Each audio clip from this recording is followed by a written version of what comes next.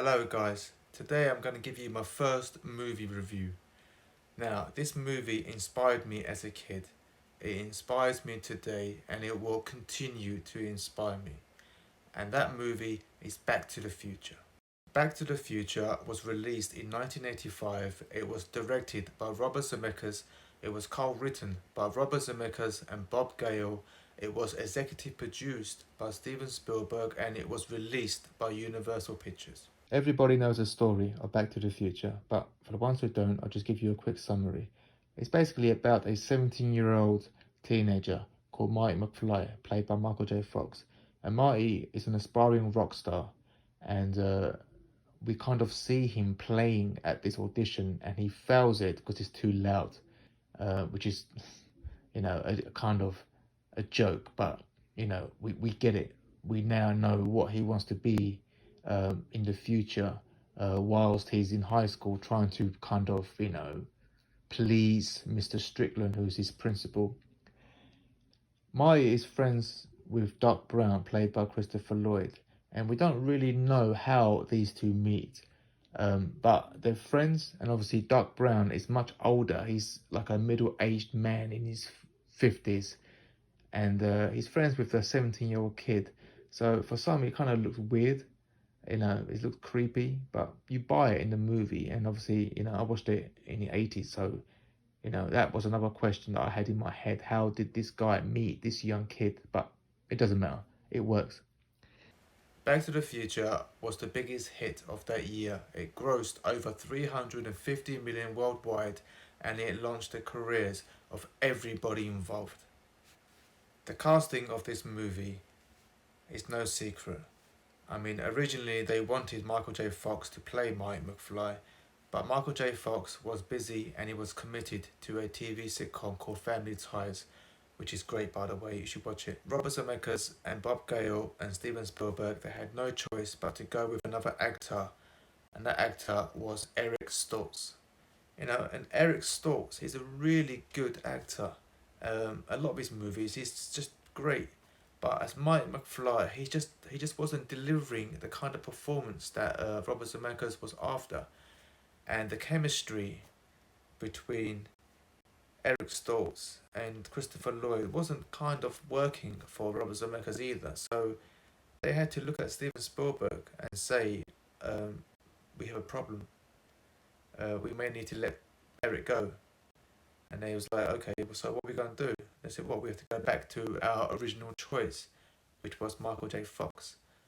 But Michael, was busy with Family Ties, so they had to beg to the producer of that show that, "Please, we want Michael J. Fox to play Marty McFly. Can you please just give him the script?" And the producer was like, "Okay, I'll give Michael the script if you promise that no matter what happens, Family Ties comes first." So basically, Michael J. Fox had to shoot Family Ties during the day and do night shoots of Back to the Future. So, he was getting probably like 2 or 3 hours of sleep every night, if that. And for someone who's in his early 20s, Michael just said, "I don't need to sleep. I can do this," because he was committed to both projects and he really wanted to do Back to the Future. So he just went, "Sod it, I'll do it." And, it paid off. The chemistry in this movie is fantastic with all the actors, but especially Michael J. Fox and Christopher Lloyd. As Mike McFly and Doc Brown, these two, they just meshed so well. And it made the movie so enjoyable for me as a kid. And, that's one of the reasons why I love this movie, because the acting, the chemistry, the energy, the way the whole movie works, is just fantastic, man. It's a masterpiece. And I honestly have not seen another movie like this, where everything just fits so well. And, that's why I love this movie, and that's why they should never, ever remake this movie, because it just won't work with other actors. This is a one-off. So just leave Back to the Future as it is, please. Like I said, this movie launched a lot of careers. It launched Michael J. Fox as a major star, it gave Christopher Lloyd a great showcase to show his acting. I mean, the guy was a brilliant actor before he did Back to the Future. He was doing stage, and he had small roles. One especially was One Flew Over the Cuckoo's Nest, and it took me probably a while to realise that that's Christopher Lloyd because he looks so different. And Danny DeVito's in that movie as well, and he's so different. It's no secret that the script was kicking around for years in Hollywood, and that every studio passed on it more than once, for various reasons. Disney passed on it because they just didn't understand the joke between Marty McFly's mum falling in love with her son in 1955. But the only person who believed in the story was Steven Spielberg. So when Robert Zemeckis gave his first hit with Romancing the Stone, obviously every studio now wanted to do Back to the Future, but Robert Zemeckis told Bob Gale, his writing partner and co-producer, that listen, let's go back to the first person who believed in the source material, who believed in the script, and that was Steven Spielberg. Outside of Michael J. Fox and Christopher Lloyd, you know, the other supporting characters did a fantastic job. I mean, Crispin as George McFly, and then you got Leah Thompson as Lorraine McFly, and then you got Thomas F. Wilson who played Biff Tannen. I mean, if that's not a fantastic villain for a comedy time travel movie, then I don't know what you want, because the guy was just such a menacing figure in this film. It was just funny, man. I mean, I love Biff Tannen. I mean, come on, it's like, hey, McFly, hey, Butthead. I mean, the quotes and the way he delivered it, it was just great, man. I mean,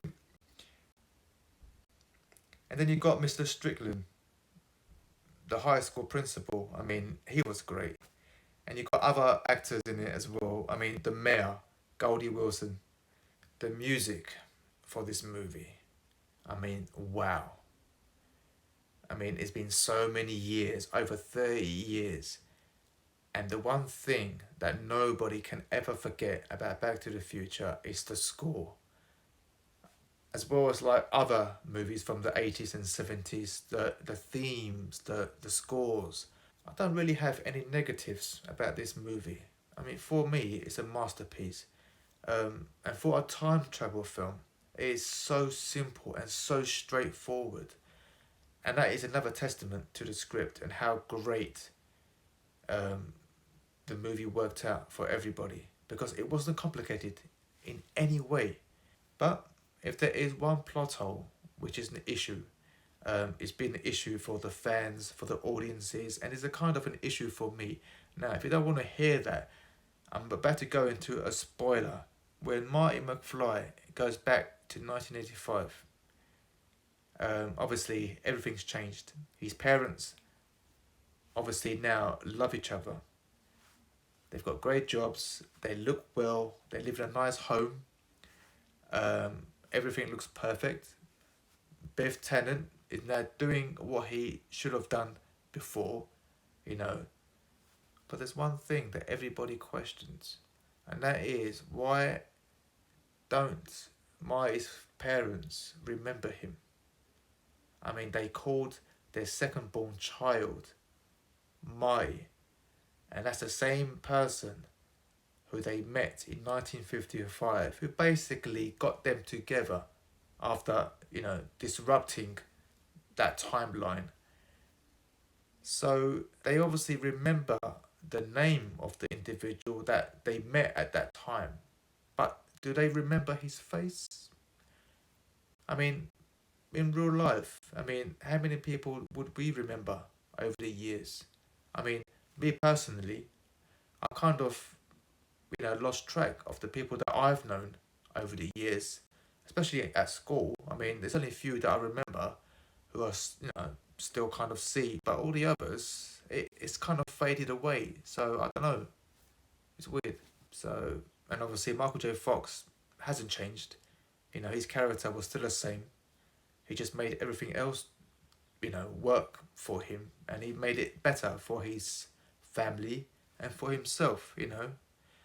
So yeah, that's one plot hole that kind of is strange, but who cares? I just needed to point it out because, you know, I needed to address it myself so you don't think that I don't know, because I do. Okay guys, well thank you for watching my video. I hope you liked it. If you did, please give it a thumbs up and please subscribe to my channel, because I will be giving you further reviews of other movies in the coming weeks and months. I won't be giving reviews like other channels do. I'll just give reviews of stuff that which I personally enjoy and which have inspired me over the years as a writer, as an actor and as a director. Okay guys, until next time, out.